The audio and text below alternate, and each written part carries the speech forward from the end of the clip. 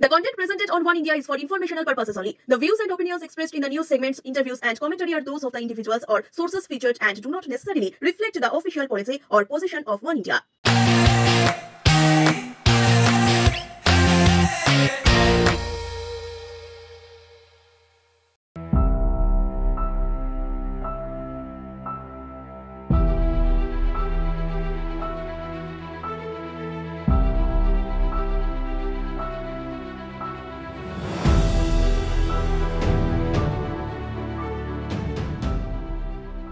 একজন নারী হলেন সমাজের পূর্ণবৃত্ত। তার ভেতরেই সৃষ্টি, লালন পালন এবং কখনো হার না মানার অদম্য শক্তি রয়েছে। নারীরাই হলেন সমাজের আসল স্থপতি। এমনই এক নারীর খোঁজে আমরা চলে গিয়েছিলাম চন্দননগরে পর্বতকন্যা পিয়ালি বসাকের বাড়িতে।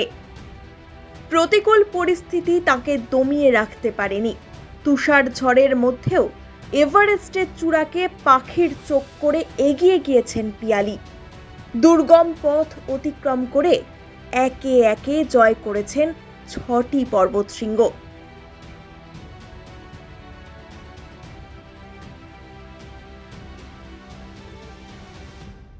অক্সিজেন ছাড়া আপনারা ঠিক কতক্ষণ থাকতে পারেন বলতে পারবেন? হ্যাঁ, এরকমই অক্সিজেন ছাড়া শুধু থাকা নয়, অক্সিজেন ছাড়া এভারেস্ট জয় করেছেন এমন একজন মানুষ আমাদের সঙ্গে এই মুহূর্তে রয়েছেন। তিনি আর কেউ নন, তিনি হলেন পিয়ালি বসাক, এভারেস্ট জয়ী পিয়ালি বসাক, যিনি চন্দননগরের গর্ব। নমস্কার দিদি, কেমন আছেন? নমস্কার। এমনি চলছে আর কি, যা পরিস্থিতি ভালো থাকার মতো তো নেই, কিন্তু তাও যাতে আমার অ্যাচিভমেন্ট দেশের, রাজ্যের, সমাজের ভালো কাজে লাগাতে পারি, তার জন্য জোর করে ভালো থাকার চেষ্টা করি আর কি।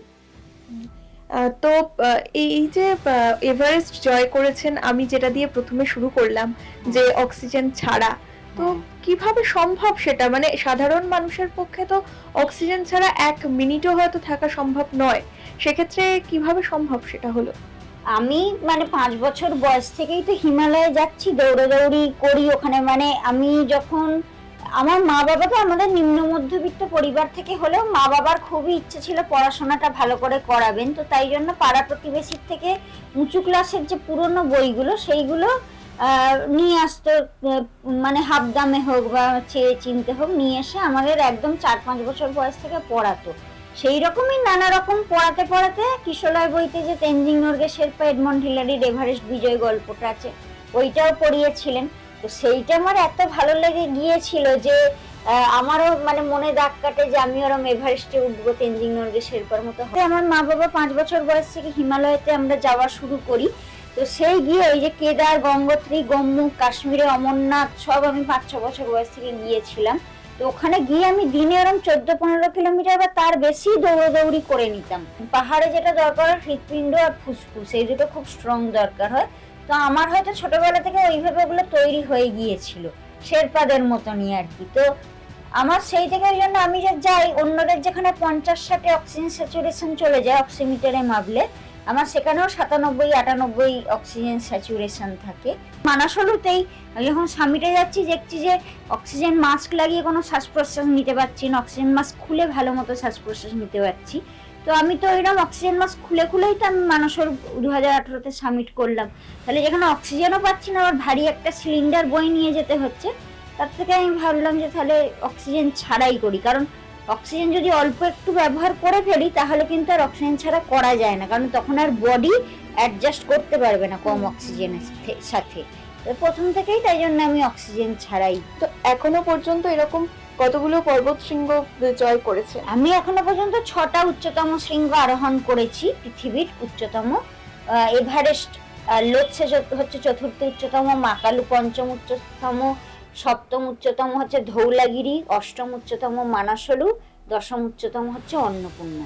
অন্নপূর্ণা 10ম হলেও কিন্তু অন্নপূর্ণা হচ্ছে ডেডলিয়েস্ট পিক পৃথিবীর, সবচেয়ে বেশি মৃত্যুর হার হচ্ছে অন্নপূর্ণাতে। ভীষণ টেকনিক্যাল, এমনিতে ধরুন আমরা তো এরকম খাড়াই ভেবে পুরো উঠি, ওটা আবার উল্টো দিকে ঝোলা, ওভারহ্যাং বলে। তো ওটা আরো কঠিন, খাড়াই ভেবে ওটা থেকে পেছন দিকে ঝুলে ঝুলে ক্লাইম্ব করাটা আরো বেশি কঠিন। এবং ওখানে হ্যাঙ্গিং গ্লেসিয়ারের সংখ্যাও অনেক বেশি, যে কোনো মুহূর্তে মানে ঝুলন্ত গ্লেসিয়ার, বুঝতে পারছেন তো, আইস, এবং আইস তো ওখানে পুরো ক্রিস্টালের মতো হার্ড ক্রিস্টাল হয়ে যায় একদম। তো সেই আইস অ্যাভালাঞ্চও নামতে পারে, কারণ হ্যাঙ্গিং গ্লেসিয়ার যদি ভেঙে পড়ে খুবই ভয়ের ব্যাপার। তো আমাদের নেবেওছে আইস অ্যাভালাঞ্চ, মানে আমরা জাস্ট উঠছি পাশ দিয়ে, কয়েক সেন্টিমিটারের জন্য পাশ দিয়ে অ্যাভালাঞ্চটা বেরিয়ে গেছে, বেঁচে গেছি। এই যে পর্বত শৃঙ্গগুলো আপনি বললেন যে জয় করেছেন, যে অন্নপূর্ণার কথা বলছেন, সেটা যে এত ভয়ঙ্কর, তো সেক্ষেত্রে আপনি একজন বাঙালি এবং তার উপরে মহিলা, সেক্ষেত্রে কতটা সাহস, মানে কিভাবে এই সাহসটা পেলেন? হ্যাঁ, এইটা অনেকেই বলে যে পর্বতারোহণের সাহস, মনের জোর, এইগুলো লাগে এই কথাগুলো, কিন্তু আমি যে ছোটবেলা থেকে যেভাবে করে এসেছি, আমার আলাদা করে কোনো সাহস, মনের জোর কিন্তু দরকার পড়েনি। সেই হিসেবে বলতে গেলে আমি বরঞ্চ অন্যদের থেকে অনেক ভীতু এবং অনেক মনের জোর কমই, কিন্তু পর্বতারোহণে যেটা আমি করি সেটা মানে আমার ভালোবাসা থেকে ওই জোরটা চলে আসে। এবং পর্বতারোহণকে যেটা বলা হয়, মানে পৃথিবী বিখ্যাত পর্বতারোহী যেটা বলেছেন, হ্যাঁ, যে আর্ট অফ সাফারিং, হ্যাঁ, আর্ট অফ সাফারিং মানে হচ্ছে এই যে নিজের যে কষ্ট, হ্যাঁ, কষ্ট বেদনা, সেইটাকে কিভাবে উপভোগ বরঞ্চ করতে হয়, যে বরঞ্চ কষ্ট, মানে যে কষ্টটাকে আনন্দের সাথে নিতে পারে। কারণ পাহাড় আমি ভালোবাসি, পাহাড়ে যাওয়ার যে কষ্টটা, যে ভয়গুলো, সেগুলোকে আমি মানে আনন্দের সাথেই নিই। আমার সেটা নিয়ে কোনোদিন দুঃখ বা না আর পারছি না ছেড়ে দেবো এরকম কোনো মনোভাব আসেনি, কষ্টটাতেই আমার আনন্দ হয়। তো সেই জিনিসটাই আমার ছোটবেলা থেকে হয়ে গেছে, ওই কারণে আমার আলাদা করে মনের জোর, সাহস পর্বতারোহণের ক্ষেত্রে তো লাগেনি।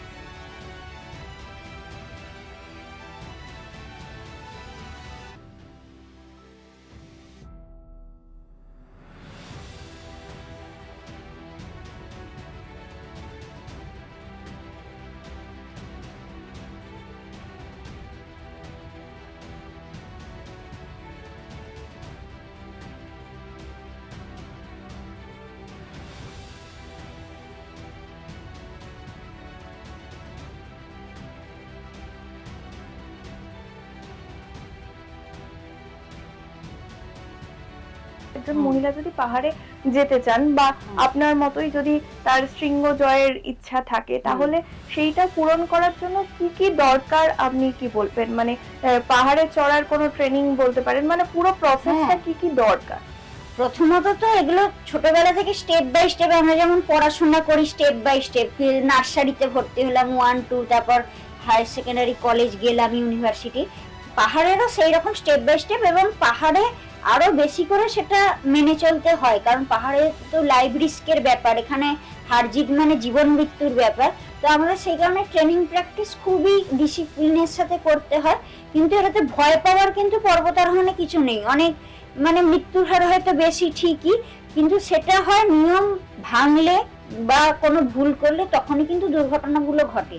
যেমন ক্রিকেট, ফুটবল সব খেলাতে নিয়ম কানুন আছে, পর্বতারোহণেও সেই নিয়ম কানুনটা আছে, সেটা একবারেই ছোট থেকে স্টেপ বাই স্টেপ শেখানো হয়, যেটা মেনে চলতে হয়। হাই অল্টিটিউডে সহজে মানে আমাদের বডিটা অ্যাডজাস্ট করতে পারে না, তো সেইটাকে, যেমন হাই অল্টিটিউড সিকনেস হয়, তো সেগুলোর সব নিয়ম আছে, সেই নিয়মটা না মানলে তখনই মৃত্যু ঘটে। কিন্তু হাই অল্টিটিউড সিকনেস কিভাবে আটকাতে হয়, কি করলে সেটা সারানো সম্ভব, সেই নিয়মগুলো যদি তারা মেনে চলে তাহলে কিন্তু ওটা পেরিয়ে যায়, যে কোনো ব্যাপার না। এইবার হচ্ছে যে রক ক্লাইম্বিং এর ট্রেনিং তো হয়, খাড়াই পাথরের দেওয়াল বে কেমন ভাবে, ওটা আমাদের হচ্ছে দড়ি লাগাতে লাগাতে যেতে হয়, দড়িকে লাইফ লাইন বলে, সেফটি, হ্যাঁ, তারপর বিভিন্ন অ্যাঙ্কার লাগানো থাকে, রক পিটন বলে সেগুলোকে, যেগুলো রকের ফাটলে, পাথরের ফাটলে লাগানো হয়। কিছু থাকে আইস পিটন, আইস ক্রু, সেগুলো আইসের বরফের দেওয়ালে লাগানো, সেগুলো তো সবই শিখতে হবে। তারপর পায়ে যে জুতো কাঁটা লাগাই, ক্র্যাম্পন, সেই ক্র্যাম্পন কি করে, আমরা যে পাহাড়ে উঠি আমরা কিন্তু পুরো পা পাতার মতো জায়গা পাই না, একটা পা রাখারও জায়গা থাকে না, আমরা শুধু আঙুলের কয়েক মিলিমিটার, মানে সামনে যে আঙুল টোটা, তার সামনে দিয়ে যে ফ্রন্ট পয়েন্ট বেরিয়ে থাকে ক্র্যাম্পন, লোহার কাঁটা, সেই ক্র্যাম্পনটা শুধু কয়েক মিলিমিটার গেতানো যায়। রকে পাথরেও যদি রাখি, পাথরের খাঁচে কয়েক মিলিমিটার রাখার জায়গা থাকে, বরফেও কয়েক মিলিমিটার। এবার ক্র্যাম্পনের সামনে দুটো কাঁটা, পেছনে কাঁটা, দুটো সাইডে, পায়ের ভেতরের দিকে, বাইরের দিকে। এবার আমরা যখন লাগাই হয়তো পায়ের ভেতরের দিকের কাঁটাটা কয়েক মিলিমিটার, বা পায়ের বাইরের দিকে কাঁটা কয়েক মিলিমিটার, বা হিলের কাঁটাটা কয়েক মিনিট, ওইটার ওই কাঁটার ওইটুকু বিন্দু যে ছুঁচলো একদম ছুঁচের মতো, সেইটুকুর ওপর ব্যালেন্স করে আমাদের কিন্তু ক্লাইম্বিং, ওঠা নামা সবকিছু করতে হচ্ছে।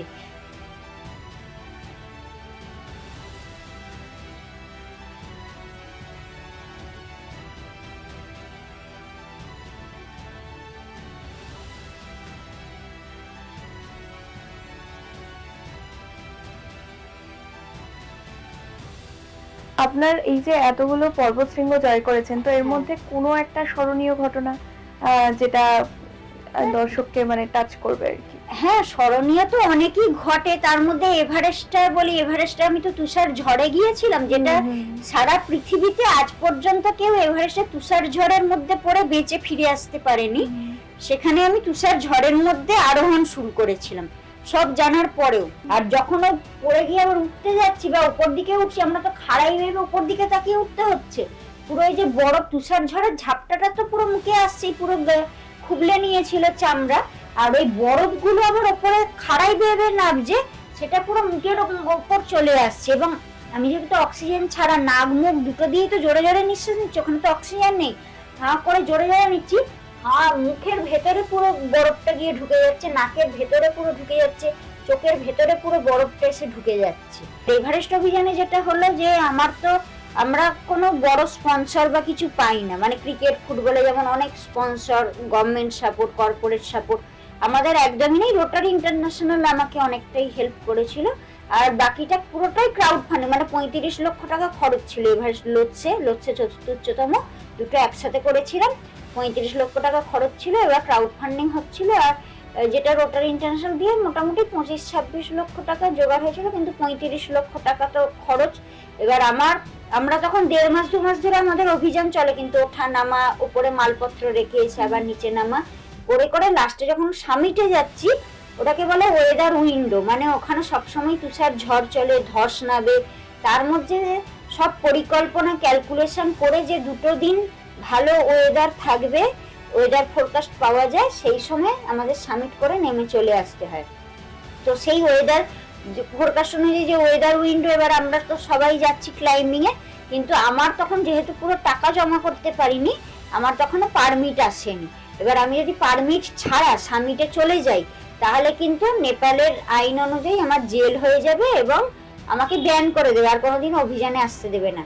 সেই কারণে এবার আমি 4 নম্বর ক্যাম্প, মানে লাস্ট ক্যাম্প সামিট যাওয়ার পথে, সেখানে পৌঁছা ডেড জোনের ওপরে 8000 মিটারের ওপরে সাউথ কল বলে। তো সেইখানে কিন্তু অক্সিজেন ছাড়া কেউ বাঁচেই না, ওখানে কেউ ওয়েটও করে না। মানে 3 নম্বর ক্যাম্প থেকে অক্সিজেন লাগিয়েই সবাই আসে, 4 নম্বর ক্যাম্পে একটু জল টল খেয়ে রেস্ট নিয়ে আবার সামিটে চলে যায়।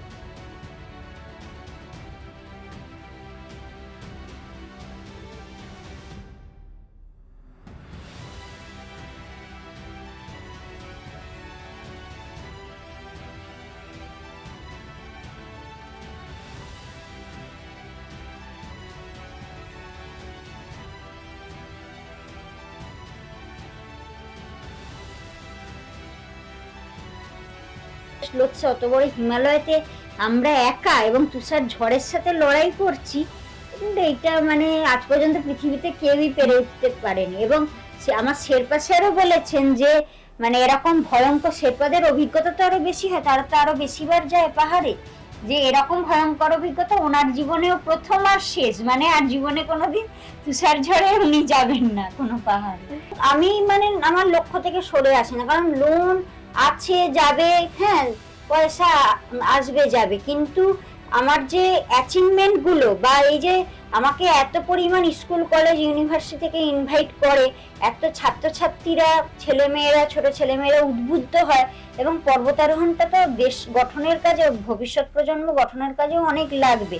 কারণ এটার মাধ্যমে যে ডিসিপ্লিন, তারপরে এই যে মেডিটেশন, ধ্যান বলে অনেকে সব মোবাইল, আজকে ছাত্রছাত্রীরা মোবাইল নিয়েই সারাক্ষণ বুঁদ হয়ে রয়েছে, পড়াশোনা খেলাধুলা কোনোটাতেই মনোযোগ নেই, এইগুলোর ক্ষেত্রে তাদের উৎসাহতে অনেক কাজে লাগে। এবং আর একটা হচ্ছে যে পর্বতারোহণের যে অসম্ভবকে যে সম্ভব করা যায়, সেই যে মানসিকতাটা তৈরি হয়ে যায়। এখনকার দিনে ছাত্রছাত্রীরা একটুতে ভেঙে পড়ে বা একটা খারাপ রেজাল্ট হলে খারাপ কিছু একটা ঘটিয়ে ফেলে, কিন্তু এই যে মনের জোর তৈরি করা এবং যে যাই বাধা আসুক ইচ্ছা থাকলেই কিন্তু উপায় হয়। আমি এমনও গেছি টাকা পয়সা বাঁচানোর জন্য ট্রেনের জেনারেল কম্পার্টমেন্টে টয়লেটের পাশে খবরের কাগজ পেতে বসে চলে গেছি। নেপালের বাসে সিট নিয়ে মেঝেতে বসে যাচ্ছি, লোকজন অন্ধকারে রাত্রিরে মেঝেতে ঘুমোচ্ছি, অন্ধকারে দেখতে পাইনি, জুতো পরে আমার গায়ের ওপর দিয়ে মারিয়ে দিয়ে চলে যাচ্ছি। এইভাবেও কিন্তু আমি আমার লক্ষ্যটা পূরণ, দেশের জন্য অ্যাচিভমেন্টগুলো আমি করে এনেছি।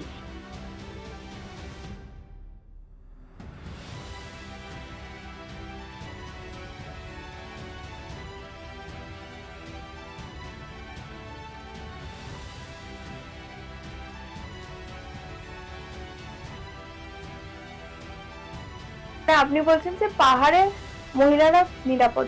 একদমই নিরাপদ, খুবই নিরাপদ। এবং তার জন্য আমি বলবো যে মেয়েদের আরো বেশি বেশি করে পাহাড়ে যাওয়া উচিত এবং অ্যাডভেঞ্চার স্পোর্টসের মধ্যে মেয়েদের আরো আসা উচিত। মেয়েরা যদি আরো বেশি করে অ্যাডভেঞ্চার স্পোর্টসে আসে, খেলাধুলায় আসে, তার এবং সেটা আসা উচিত। কারণ সে সাংবাদিকতা করুক, ডাক্তার হোক, শিক্ষক, যে প্রফেশনেই থাকুক না কেন, অ্যাডভেঞ্চার জিনিসটা কিন্তু আলাদা রকম একটা চরিত্র গঠন করে। মানে সব কাজেই কিন্তু যে অ্যাডভেঞ্চারাস হবে সে বেশি উন্নতি করতে পারবে, সে অনেক রিস্ক বেশি নিতে পারবে, নানা রকম নতুন নতুন রাস্তা বার করতে পারবে যে আরো কি করে নিজেরও উন্নতি করা যায় এবং দেশের, রাজ্যের, সমাজেরও কি করে উন্নতি করা যায়। সেই ডিসিশনগুলো নেওয়ার ক্ষমতা একটা মেয়ের মধ্যে জন্মায়। তো সেই কারণে বলবো যে মেয়েদের আরো বেশি খেলাধুলা, অ্যাডভেঞ্চার স্পোর্টস, মার্শাল আর্ট, আমিও তাইকোয়ান্ডো ছোটবেলা থেকে করি, যেটা কোরিয়ান ক্যারাটে আর কি মার্শাল আর্ট, তাতেও ব্ল্যাক বেল্ট, ন্যাশনালেও গোল্ড পেয়েছি। তো এইগুলোতে আরো বেশি বেশি করে মেয়েদের আসা উচিত এবং মেয়েরা যত বেশি আরো রাস্তায় বেরোবে, আরো রাত্রিরে, মাঝরাত্রিরে যত বেশি মেয়েরা কাজে বেরোবে, তত কিন্তু দুষ্কৃতীদের দৌরাত্ম্যটা কমবে। 2018 সালে মানাসুলু, 2021 সালে ধৌলাগিরি, 2022 সালে এভারেস্ট ও লোৎসে জয়। তারপর 2023 এপ্রিল ও মে মাসে অন্নপূর্ণা ও মাকালু জয় করেন পর্বতারোহী পিয়ালি বসাক। এবার তার লক্ষ্য পৃথিবীর 14তম সর্বোচ্চ পর্বতশৃঙ্গ সিসাপাংমা এবং পৃথিবীর 6ষ্ঠ সর্বোচ্চ পর্বতশৃঙ্গ চৌ, দুটোই চীনে অবস্থিত। অক্সিজেন ছাড়াই এই দুই শৃঙ্গ জয়ের ইচ্ছা পিয়ালি বসাকের। প্রত্যেকবারের মতো সকল প্রতিবন্ধকতা পেরিয়ে শৃঙ্গ জয়ের স্বপ্ন পর্বত কন্যার চোখে। ওয়ান ইন্ডিয়ার পক্ষ থেকে তার জন্য রইল অনেক শুভেচ্ছা। ক্যামেরায় কল্যাণ সাহার সঙ্গে মোহনা বিশ্বাসের রিপোর্ট, ওয়ান ইন্ডিয়া বাংলা।